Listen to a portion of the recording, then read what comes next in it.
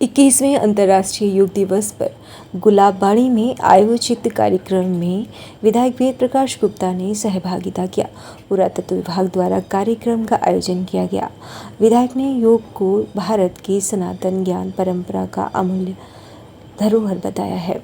कहा, योग केवल व्यायाम नहीं बल्कि शरीर, मन और आत्मा के संतुलन का विज्ञान है।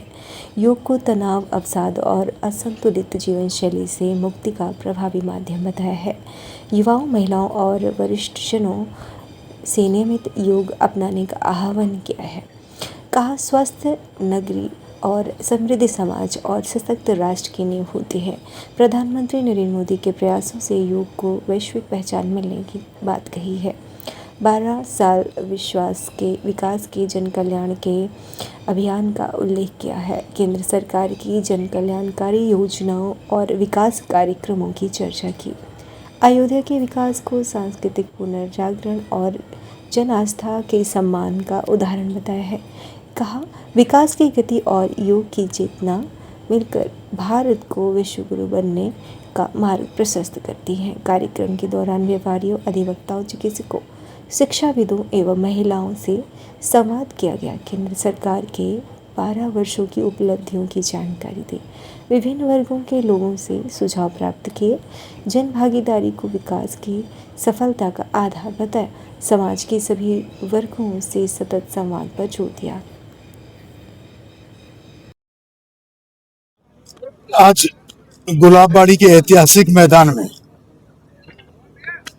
प्राचीनतम स्थान और सुंदरतम स्थान किसी जमाने में अयोध्या नगरी का रहा है। इसमें योग दिवस का आयोजन हुआ था आर्कियोलॉजिकल डिपार्टमेंट द्वारा। इसमें मुझे अवसर मिला इस योग दिवस में शामिल होने का। 12वां अंतर्राष्ट्रीय योग दिवस। हम सब लोग भाग्यशाली हैं भारतवासी कि भारतवर्ष की प्राचीन परंपरा जो हजारों वर्षों से इस देश में योग की परंपरा थी, स्वस्थ रहने के लिए, बीमारियों को भगाने के लिए, और हमारे संत महंत पुराणों में भी वर्णन है योग का, वो विलुप्त हो गई थी मुगलों के शासनकाल, अंग्रेजों के शासनकाल में। ये तो हम सब लोग सौभाग्यशाली हैं कि इस देश के प्रधानमंत्री के रूप में 2014 में माननीय यशस्वी प्रधानमंत्री नरेंद्र मोदी जी ने इस देश में प्रधानमंत्री के रूप में कार्यभार ग्रहण किया। और उसके बाद जो प्राचीन परंपराएं थी, योग था, आयुर्वेद था, ऐसे हमारी प्राचीन पद्धतियां थी, परंपराएं थी, जो पूरे विश्व में, जब भारत के भी विश्व गुरु में जाना जाता था, तो इन्हीं सभी परंपराओं की वजह से पूरे विश्व गुरु के रूप में भारत का स्थान था। वो विलुप्त हो गया था, विदेशियों ने उसको विलुप्त करने का काम किया था। लेकिन हम सब लोग इस बात के लिए माननीय प्रधानमंत्री को आभार व्यक्त करेंगे कि उन्होंने योग को खाली भारत में ही नहीं, अंतर्राष्ट्रीय योग दिवस के रूप में यूएनओ में भी स्थापित करके आज 21 वहाँ ये आज ये 12वां योग दिवस अंतर्राष्ट्रीय आज पूरा देश मना रहा है। 200 देश इस योग को आज अपनाए हैं। ये भारत निश्चित रूप से पुनः भारत अपने उसी विश्व गुरु के रूप में आगे बढ़ रहा है। आज पूरा दुनिया विश्व भारत की ओर देख रही है। माननीय प्रधानमंत्री जी ने आज बंगाल में परेड ग्राउंड में 2 लाख लोगों के साथ योग करके बंगाल की दशा और दिशा सुधारने का काम किया है।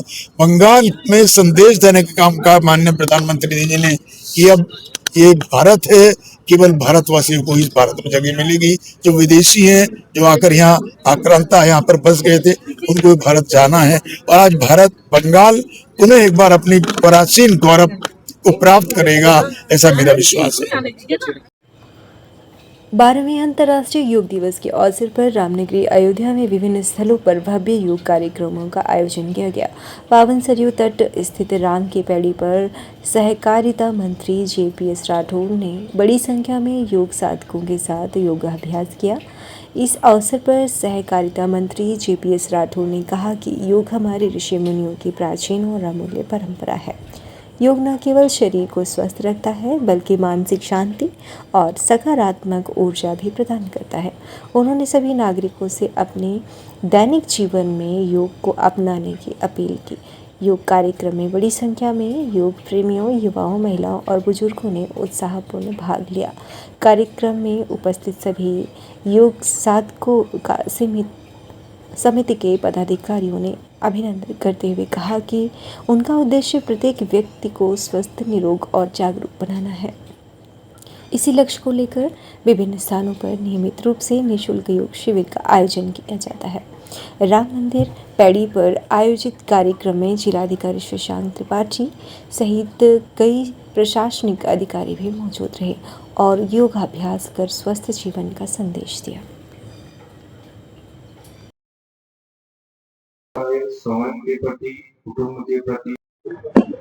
योग हमारे लिए, ये मानव समाज के लिए सबसे बड़ी देन भारतवर्ष की है, यहाँ के ऋषियों मुनियों की है।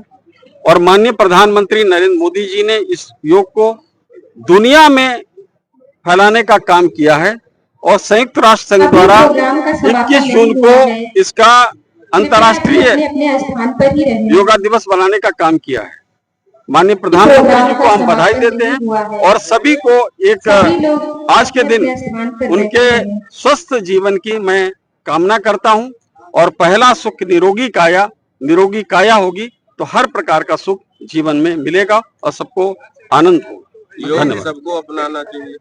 योग बिल्कुल सबको अपनाना चाहिए और बहुत से ऐसे लोग हैं जो योग से परहेज भी करने का बात करते हैं, फैलाते हैं। मैं उन सब लोगों से भी कहना चाहता हूं कि योग को अपनाएं और उसके बाद योग के लाभ को जानें और अपने बच्चों को इस से दूर न रखें और इसके बाद वो इस देश के विकास में, इस देश के निर्माण में अपना योगदान देने का काम करें। देखिए, ऐसा है कि मेरे लिए सौभाग्य की बात है, प्रभु श्री राम की इस जन्म स्थली पर, पौराणिक स्थल पर यहाँ पर मुझे आने का अवसर मिला है। मैं अयोध्या के नगर वासियों को सबको योग दिवस की बहुत शुभकामनाएं देता हूँ और पूरे प्रदेश और देश के नागरिकों को भी शुभकामनाएं देता हूँ।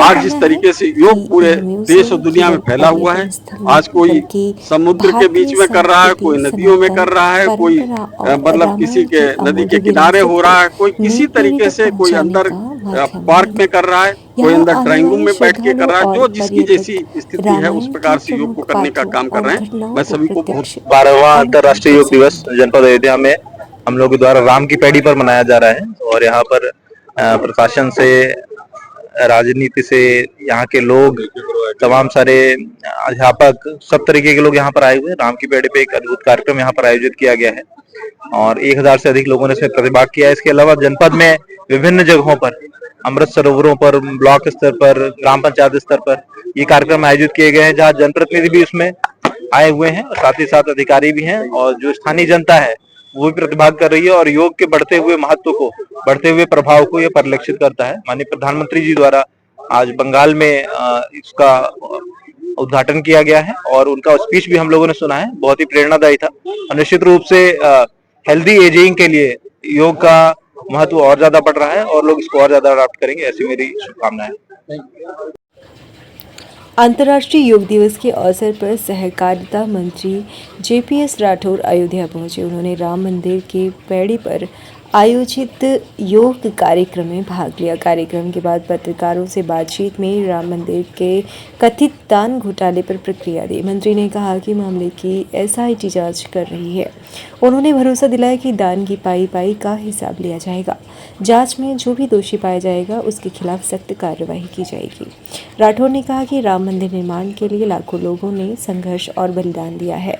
उन्होंने कहा कि किसी भी प्रकार की गड़बड़ी श्रद्धालुओं की आस्था से जुड़ा गंभीर विषय है। मंत्री ने माना किया कि बैंक कर्मचारियों और गणना कर्मियों को गड़बड़ी करने का अवसर मिला है।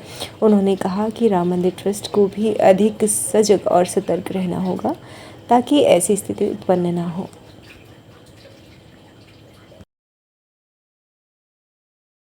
देखिए, मैं कहना केवल इतना चाहता हूं कि उसमें पाई का हिसाब होगा और जो भी दोषी होंगे उनके खिलाफ सख्त कार्रवाई की जाएगी। हमने प्रभु श्री राम के मंदिर के लिए संघर्ष किया है, बलिदान दिए हैं और अगर कोई इस प्रकार की बात होगी सामने, निश्चित रूप से माननीय मुख्यमंत्री जी ने जो संकल्प लिया है और बोले भी हैं कि उनके खिलाफ सख्त कार्रवाई की। आप मानते हैं गलत हुआ? नहीं, मानना ना मानना अब जांच का विषय है। अगर जो भी दोषी पाया जाएगा तो उसके खिलाफ कार्रवाई की जाएगी। अब मानने की बात यह है, जब पूरी चीज आ जाएगी तब फिर माना ही जाएगा कि किसने गलती की है।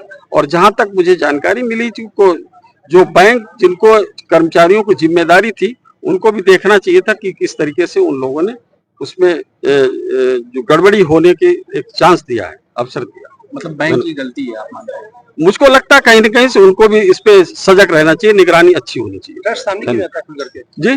ट्रस्ट सामने क्यों नहीं आ रहा है? इतने बड़े प्रकरण में। नहीं, अब विश्व में ये आज तो आप बदलाव ट्रस्ट हुआ से पूछिए ना, ये मुझसे नहीं पूछना है। एसआईटी तो गठित कर देगी। ठीक है मंत्री जी। समाजवादी पार्टी के राष्ट्रीय अध्यक्ष अखिलेश यादव के निर्देश पर अयोध्या में पीटीए आरक्षण घोटाले को लेकर सपा जिला संगठन ने प्रेस वार्ता की। इसमें सांसद अवधेश प्रसाद, निवर्तमान जिलाध्यक्ष पारसनाथ यादव, पूर्व मंत्री तेज नारायण पांडे पवन और पूर्व विधानसभा प्रत्याशी फिरोज खान गब्बर शामिल हुए। सपा सांसद अवधेश प्रसाद ने पीटीए ऑडिट रिपोर्ट का हवाला देते हुए बीजेपी सरकार पर आरोप लगाया कि 10 साल में 22 भर्तियों में पीडीए वर्ग की 11,514 से ज़्यादा आरक्षित सीटों की लूट हुई है।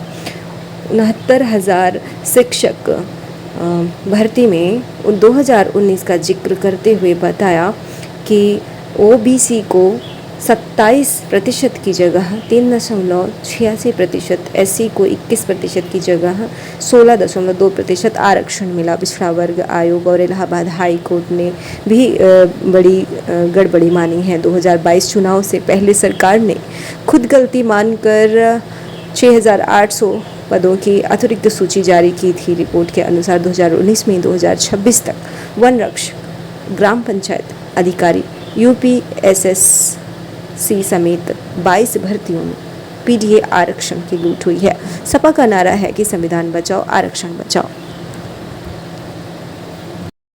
ऐसा है, भारतीय जनता पार्टी के जो मौजूदा सरकार है, बाबा योगी आदित्यनाथ जी के नेतृत्व में जो सरकार है, इस सरकार के रहते और चलते अब तक 11,514 सीटों पर प्लस पीडीए आरक्षित सीट पर घोटाला नहीं है, डाका हुआ है, जिसका खुलासा इस ऑडिट रिपोर्ट के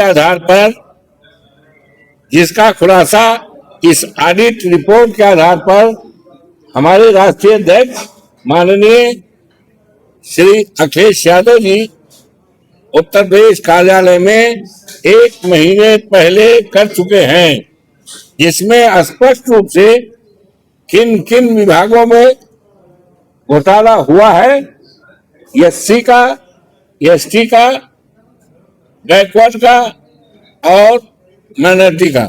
इसमें पूरी तरह से ये तस्वीर आंकड़े दिए गए हैं और आज 1 महीने से ज्यादा हो गया है और प्रदेश के विभिन्न जनपदों में इस तरह की जानकारियां आप लोगों के माध्यम से हमारे पार्टी के नेताओं ने, उन जिलों के नेताओं ने दिया जा चुका है।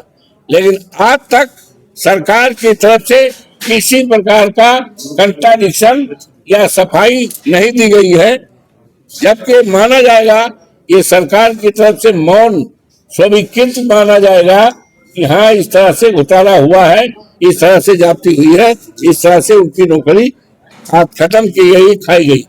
तो अब आप सबके माध्यम से प्रदेश के उन तमाम नौजवानों को जिन्हें नौकरी मिलनी चाहिए थी, जिनके साथ धोखा हुआ है, हम अनुरोध करते हैं, समाजवादी पार्टी अनुरोध करती है जनपद अयोध्या की कि घबराने की कोई जरूरत नहीं है। माननीय अखिलेश जी की सरकार, पीडीए की सरकार 27 में जनता जनार्दन की कृपा से, देवतुल्य मतदाताओं की कृपा से बनेगी, क्योंकि जनता का विश्वास, देवतुल्य मतदाताओं का विश्वास भारतीय जनता पार्टी से पूरी तरह से खत्म हो गया है। और दूसरी तरफ से अगर विश्वास बढ़ा है यकीन बढ़ा है, भरोसा बढ़ा है। तो समाजवादी पार्टी से, तो समाजवादी पार्टी के नेता अखिलेश यादव से भरोसा बढ़ा है, उनकी सरकार बनेगी तो ये घोटाला जो है, घोटाला करने वालों के खिलाफ कड़ी से कड़ी कार्रवाई की जाएगी और उनको जेल के अंदर भेजा जाएगा और सरकारी नौकरी निकाल करके 3 महीने के अंदर पूरे प्रदेश के बेरोजगारों को जिनके साथ अन्याय हुआ है उनको कानून के तहत में लाकर नौकरी का मौका उनको मिलेगा। धार्मिक नगरी अयोध्या में राम मंदिर के चढ़ावे में गबन और चोरी के मामले ने अनोखा मोड़ ले लिया है। श्री राम सेना अध्यक्ष दिनेश सिंह ने थाना राम जन्मभूमि पहुंचकर शिकायत दर्ज कराई।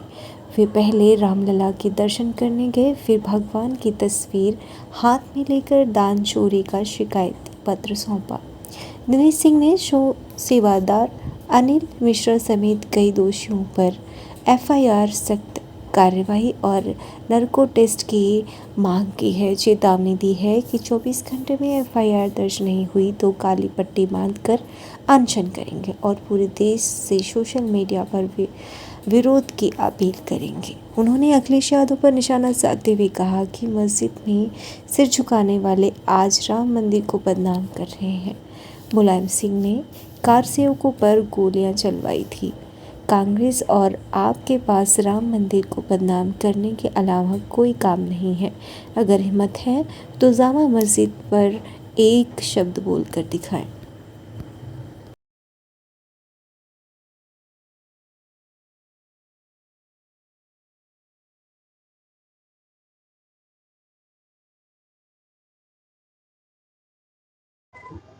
आज राम दरबार से प्रभु श्री राम जी का श्री राम सेना के नेतृत्व में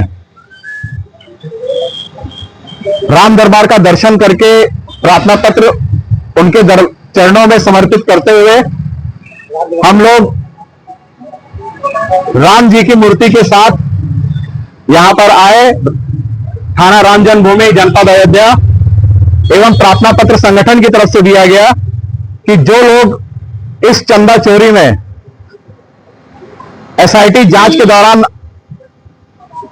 प्रथम जांच हो चुकी है, जिन लोगों का भी नाम आ रहा है, जिसमें प्रमुख नाम सेवादार अनिल मिश्रा जी का आ रहा है, जी लायक वो रहे नहीं। इनकी करोड़ों की बिल्डिंग यहां पर है, करोड़ों का दान इनके द्वारा कहां गया, क्या किया, ये क्या खेल खेला, यही जाने। हम लोग चाहते हैं कि इनके ऊपर ना केवल एफआईआर दर्ज हो बल्कि इनका नार्को टेस्ट कराया जाए और जो लोग भी सम्मिलित हैं इसमें उनके ऊपर कठोर से कठोर कार्रवाई की जाए।